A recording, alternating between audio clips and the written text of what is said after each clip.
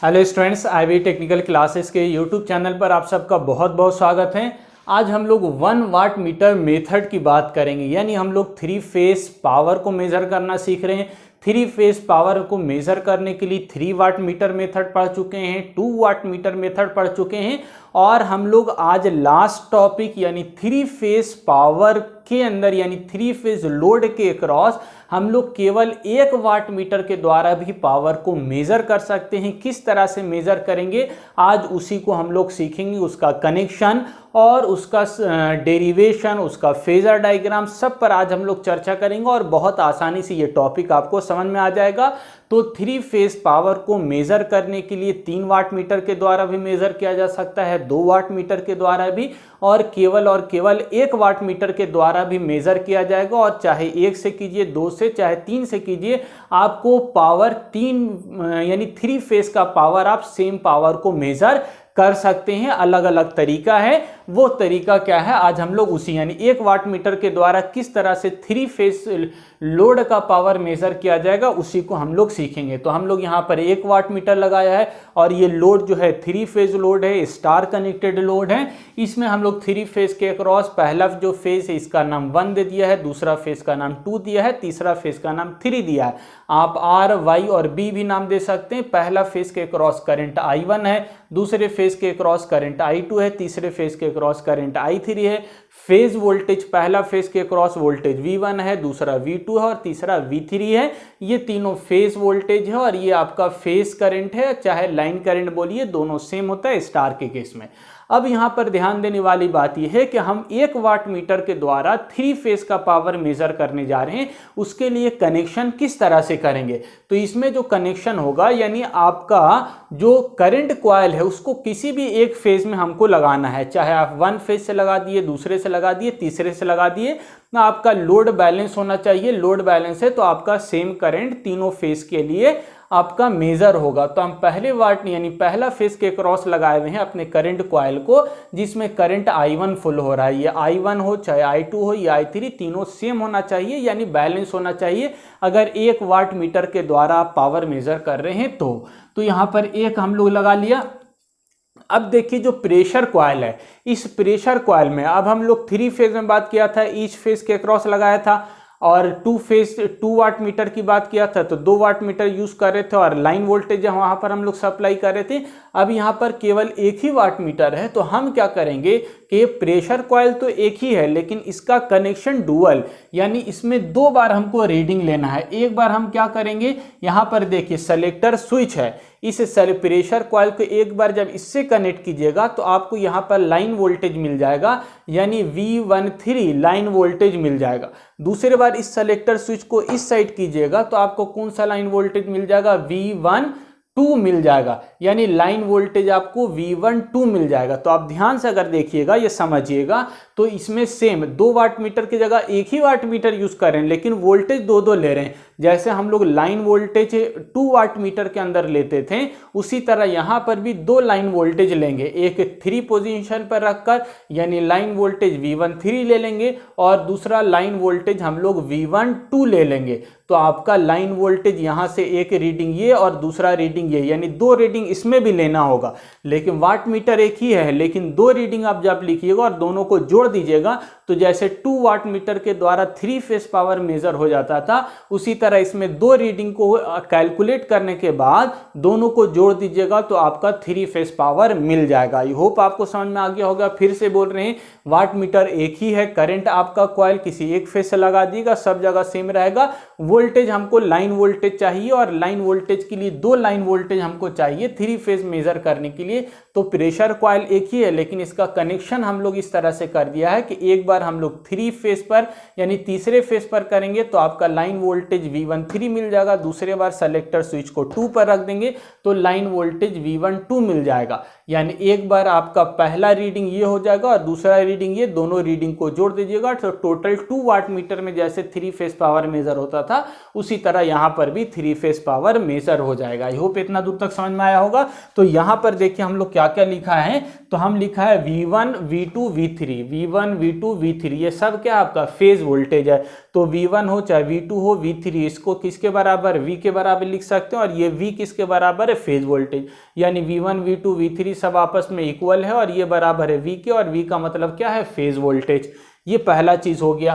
दूसरा चीज आपका क्या लिखा, हम I1 हो चाहे I2 हो चाहे I3 हो, ये तीनों क्या है, स्टार कनेक्शन है, तीनों करंट सेम होगा, तो I1 I2 I3 सेम होगा, और ये तीनों करंट क्या है, सेम होगा आपका फेज करंट के, या हम बोल सकते हैं फेज करंट हो या लाइन करंट हो, ये सारा इक्वल होगा।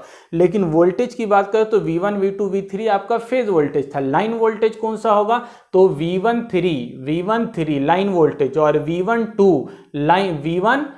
लाइन वोल्टेज है। अब हम क्या ले रहे हैं, V23 या V, हम लोग इसको कंसीडर नहीं कर रहे हैं V23 को, क्योंकि हम लोग जो रीडिंग लो रहे हैं यानी प्रेशर जो कॉइल हमारा वाट मीटर का है इसके अक्रॉस V23 वोल्टेज अपीयर नहीं हो रहा है, इसीलिए हम लोग लाइन वोल्टेज V23 तो है लेकिन हम लोग उसको कंसीडर नहीं कर रहे हैं, क्योंकि हमारा वाट मीटर के अक्रॉस दो लाइन वोल्टेज अपीयर हो रहा है, एक V13 और दूसरा V12। तो हम यहाँ पे लिखा V13 और दूसरा वोल्टेज लिखा V12, और ये दोनों लाइन वोल्टेज इक्वल होगा, बराबर होगा, और ये दोनों लाइन वोल्टेज फेज वोल्टेज के √3 टाइम्स ज्यादा होगा, √3 टाइम्स VPH या V किसके बराबर, VPH के, तो √3 टाइम्स V।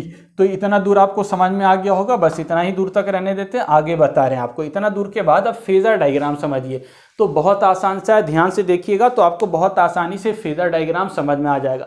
सबसे पहले हम क्या कर रहे हैं, जो जो बोल रहे हैं उस तरह से देखिए, V1 ले रहे हैं, V2 ले रहे हैं, और तीसरा वोल्टेज हम लोग V3 ले रहे हैं। ये तीनों वोल्टेज कौन सा वोल्टेज है, V1 V2 V3, ये कौन सा वोल्टेज है, तो फेज वोल्टेज है। V1 V2 V3 ये आपस में किस तरह से रहेगा, तो 120 डिग्री का फेज डिस्प्लेसमेंट होगा। 3 फेज सिस्टम में 120 डिग्री का फेज डिस्प्लेसमेंट होगा। एंगल यानी कि मैग्नीट्यूड होगा V1 V2 और V3 का, तीनों का मैग्नीट्यूड इक्वल होगा, और फेज एंगल 120 डिग्री का अंतर होगा। अब यहाँ पर हम लोग करंट कौन सा फ्लो हो रहा है, तो यहाँ पर watt meter 1W watt meter के क्रॉस कौन सा करंट फ्लो हो रहा है, तो I1, एक ही वाट मीटर है तो करंट एक ही कंसीडर हम करेंगे I1। I2 और I3 से हमको मतलब नहीं है, क्योंकि एक ही वाट मीटर है और उसके क्रॉस करंट कौन सा फ्लो हो रहा है, I1 हो रहा है। आप I2 I3 भी लिख सकते हैं, क्योंकि I1 I2 I3 तीनों क्या आपस में इक्वल है, लेकिन हम इसके अक्रॉस वास्तविक करंट कौन सा फ्लो हो रहा है, तो I1 फ्लो हो रहा है। तो हम क्या करेंगे, I1 को दिखा रहे हैं, यहाँ पर करंट कौन सा ले रहे हैं हम, I1 को करंट हम दिखाया, I1 करंट दिखाया, और ये I1 जो करंट है फेज वोल्टेज, यानी ये पहला फेज के क्रॉस जो वोल्टेज है V1, इसको कितना एंगल से लैग करेगा, तो ∅1। जनरली हम लोग को मालूम है जो लोड रहता है RL लोड होता है, तो करंट जो करता वोल्टेज को ∅ एंगल से लैग करता है। ∅ की वैल्यू कितना होगा, डिपेंड करेगा R और L की वैल्यू कितना है। तो हम मान ले रहे हैं क्या कि ∅ एंगल से क्या कर रहा है, V1 और I के बीच में आपका एंगल ∅ है, और करंट वोल्टेज को लैग कर रहा है, कितने एंगल से लैग कर रहा है, तो ∅ एंगल से लैग कर रहा है। यहाँ पर हम V1 V2 V3 ले लिया, और करंट कौन सा I1 ले लिया है। I2 I3 को दिखाने की जरूरत नहीं है, क्योंकि केवल एक ही वाट मीटर लगा हुआ और उसके अक्रॉस जो करंट फ्लो हो रहा है वो I1 हो रहा है। ठीक है, अब दूसरा जो करंट हो रहा है, थोड़ा तेज हम बोल रहे हैं क्योंकि ये सारा कुछ बता चुके हैं, ठीक है, तो आराम से लेकिन समझिएगा, नहीं आया तो फिर से रिपीट करके देख लीजिएगा, और पहले वाला आपका टॉपिक क्लियर होना चाहिए, यानी 2 watt meter 3 watt meter clear होगा तो आपको बहुत आसानी से ये समझ में आ जाएगा। अब देखिए यहाँ पर हम V1 V2 V3 लिख लिया है, लेकिन यहाँ पर जो वोल्टेज अपीयर हो रहा है, इस पोटेंशियल कॉइल के क्रॉस वोल्टेज हो रहा है, क्या फेज वोल्टेज है, तो नहीं। कौन सा वोल्टेज है, तो लाइन वोल्टेज है। एक बार कौन सा वोल्टेज दे रहे हैं हम लोग, V13 लाइन वोल्टेज दे रहे हैं, और ये V13 को हम क्या लिख सकते हैं, V1 - V3 लिख सकते हैं। दूसरा जो प्रेशर कॉइल को वोल्टेज मिलेगा, जब हम इस सेलेक्टर स्विच को यहाँ पर कर देंगे तो वोल्टेज कौन सा मिलेगा, V12 मिलेगा, और V12 को अगर फेज में लिखेंगे तो V1 - V2 लिख सकते हैं। यानी हमको दो वोल्टेज माइनस में चाहिए, कि V2 चाहिए माइनस में और V3 चाहिए। तो V1 तो मिला हुआ है, तो V2 और V3 को माइनस में लेना, तो V2 के अपोजिट में क्या कर दिया, -V3 कर दिया, और यहाँ पर V3 के अपोजिट में -V3 और V2 के अपोजिट में -V2 कर दिया है, यानी जस्ट अपोजिट दिखा दिएगा तो अपोजिट मैग्नीट्यूड ये शो हो जाएगा। अब हमको क्या दिखाना है, V1 3 दिखाना है। तो अब देखिए V1 हमको मिल गया है, V1 मिला हुआ था पहले से, और -V3 इसका उल्टा कर दिया, अपोजिट में -V3 कर दिया। इन दोनों को फेजर सम कर देंगे, V1 3 मिल जाएगा। और यही वोल्टेज था जिस वोल्टेज को हम लोग अपेयर कर रहे थे पोटेंशियल कॉइल के अक्रॉस, जब पोटेंशियल कॉइल आपका कहाँ पर था, 3 पोजीशन पर था तब। दूसरा जब हम लोग 2 पोजीशन पर करेंगे तो वोल्टेज कौन सा मिलेगा, V1 2 मिलेगा। तो V1 वोल्टेज पहले से था, इसके अपोजिट में हम क्या कर देंगे, थोड़ा सा और इसके सामने दिखा दिएगा, ये आपका -V2 हो जाएगा। ये V1 और V2 माइनस वाले को दोनों को सम कर देंगे तो V1 2 लाइन वोल्टेज मिल जाएगा। तो यहाँ से आपका लाइन वोल्टेज क्या मिल गया, V1 2 मिल गया। यहाँ तक कोई दिक्कत नहीं होना चाहिए। फिर से हम रिपीट कर रहे हैं, अच्छे से समझ जाइएगा, आराम से समझ जाइएगा। हम V1 लिया, V1 इधर से क्या लिया, V2 लिया, इधर से क्या लिया, V3 लिया, इसके अक्रॉस करंट दिखा दिया, I1 करंट क्या कर रहा है, लैग कर रहा है, ठीक है। अब V2 के अक्रॉस, ये V2 है, V2 के अक्रॉस दिखा दिया -V2, V3 के अक्रॉस दिखा दिया -V3। V1 और V3 का फेजर सम कर लिया, V1 3 मिल गया, V2 और V1 का ये माइनस कर लिया, इन दोनों का अपोजिशन V1 3 मिल गया। बस इतना ही, V1 2 मिल गया। तो इतना ही तो आपका कर रहे हैं हम, कोई दिक्कत तो नहीं होना चाहिए यहाँ तक, बहुत आसान सा चीज़ है। अब देखिए जो एंगल की बात है, एंगल ध्यान से देखिएगा। तो सबसे पहले जो वोल्टेज, फेज वोल्टेज था V1 V2 V3, इन तीनों के अक्रॉस जो फेज वोल्टेज होगा वो कौन सा होगा, तो फेज वोल्टेज का जो एंगल होगा वो कितना होगा, 120 डिग्री का अंतर होगा। 120 डिग्री दिखा दिया, लेकिन उससे अभी हमको मतलब नहीं, हमको मतलब है वोल्टेज इसके क्रॉस, यानी इस वाट मीटर के क्रॉस वोल्टेज कौन सा है, तो लाइन वोल्टेज है। करंट कौन सा है, तो फेज करंट है। तो हमको लाइन वोल्टेज और फेज करंट के बीच का एंगल चाहिए। कैसे मिलेगा, ध्यान से समझिए।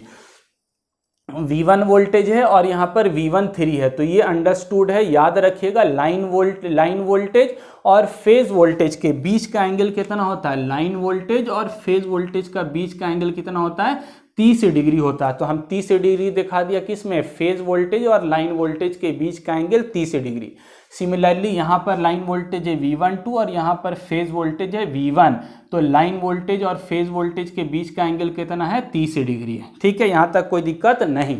यहाँ पर हमको दिखाना क्या है, हमको दिखाना करंट I1 और वोल्टेज V1 3 के बीच का एंगल। तो ध्यान से देखिएगा, तो हमारा करंट I1 है, लेकिन हमको करंट I1 और वोल्टेज V1 3 पहला पोजीशन पर V1 3 के बीच दिखाना। तो V1 3 यहाँ पर है, ध्यान से देखिएगा, V1 3। तो अब हमको यहाँ पर दिखाना है इस वाले के एंगल। अब ध्यान से आपको कमेंट करके कोई बता सकते हैं तो बताइएगा कि हमारा लाइन वोल्टेज V1 3 और current I1, phase current I1 के बीच का एंगल कितना होगा। आपके कमेंट का वेट कर रहे हैं, कमेंट करके बताइएगा। हम कमेंट में देखेंगे आपके कि कौन सही आंसर बोलते हैं। लाइन वोल्टेज V1 3 और आपका फेज करंट I1 के बीच में कौन सा एंगल होगा। वीडियो को पॉज करके कमेंट कीजिए और उसके बाद आगे देखिएगा। तो ध्यान से देखिएगा तो आपको पता चलेगा इन दोनों के बीच में एंगल कितना था, 30 डिग्री था। और यहाँ पर वोल्टेज और करंट के बीच का एंगल कितना था, 5 था। तो एंगल कितना हो जाएगा, 30 - 5, टोटल 30 था लाइन वोल्टेज और फेज वोल्टेज के बीच का। और आपका वोल्टेज और करंट के बीच का एंगल 5 था। तो 30 - 5 कर दीजिएगा तो आपको लाइन वोल्टेज V1 3 और फेज करंट I1 के बीच का एंगल मिल जाएगा। और इसकी वैल्यू कितना होगा, 30 - 5। अब इसी चीज़ को हम यहाँ पर फॉर्मूला में दिखाया है। Reading of watt meter when switch is at 3, क्या होगा आपका, कौन सा वोल्टेज होगा, V1 3 वोल्टेज होगा। करंट कौन सा होगा, I1 होगा। और इन दोनों के बीच में पावर फैक्टर cos 5 होगा। लेकिन एंगल की वैल्यू क्या होगी, cos 30 - 5। 30 - 5 कहाँ से आया, तो लाइन वोल्टेज V1 3 और फेज करंट I1, इन दोनों के बीच का एंगल कितना है, 30 - 5। तो ये वाला एंगल हम दिखा दिया है 30 - 5। कोई दिक्कत नहीं होना चाहिए। अब इसी V1 3 को अगर फेज में हम लिखेंगे तो लाइन वोल्टेज कितना, √3 टाइम्स फेज वोल्टेज को √3 × V आई उसी तरह रहने दिया, cos 30 - 5, ये आपका पहला वाट मीटर का रीडिंग निकल गया √3 VI cos 30 - 5। एक चीज़ और याद रखिएगा यहाँ पर cos 5 में, लेकिन इससे पहले जो हम लोग बात किया था 3 वाट मीटर चाहे 2 वाट मीटर में, वहाँ पर cos 5 को कंसीडर नहीं कर रहे थे और इंस्टेंटेनियस वैल्यू के अंदर कंसीडर कर रहे थे। तो आप पावर फैक्टर को हटाकर इंस्टेंटेनियस वैल्यू के अंदर भी लिख सकते हैं, केवल V13 I1 लिख सकते हैं और पहले की तरह आप लिख सकते हैं V13 को V1 - V3 और वहाँ पर I1 गुना कर दीजिएगा, तो वहाँ से पहले जैसे हम लोग को मिलता था reading V1 I1 plus V2 I2 plus V3 I3, वो भी आप निकाल सकते हैं। अगर पावर फैक्टर कंसीडर नहीं कीजिएगा तो आपका 1 वाट मीटर के द्वारा भी सेम पावर मेजर हो जाएगा, लेकिन यहाँ पर हम पावर फैक्टर को लेके चल रहे हैं। तो यहाँ पर इतना दूर समझ में आ गया होगा ये कैसे आया। Reading of watt meter when switch is at 2, दूसरे पोजीशन पर रखेंगे तो क्या होगा, करंट तो I1 ही फ्लो होगा, लेकिन वोल्टेज कौन सा होगा, तो V12 होगा। तो V12 लिख दिया है, करंट कौन सा, I1 होगा। अब इन दोनों के बीच में एंगल कितना होगा, यहाँ से समझिए। लाइन वोल्टेज आपका कौन सा है, V12 है, और करंट कौन सा है, I1 है। तो इन दोनों के बीच का एंगल 30 और इसके बीच का एंगल 5, तो टोटल यहाँ पर जो एंगल हो जाएगा, लाइन वोल्टेज V12 और करंट I1, इन दोनों के बीच का एंगल कितना हो जाएगा, 30 + 5।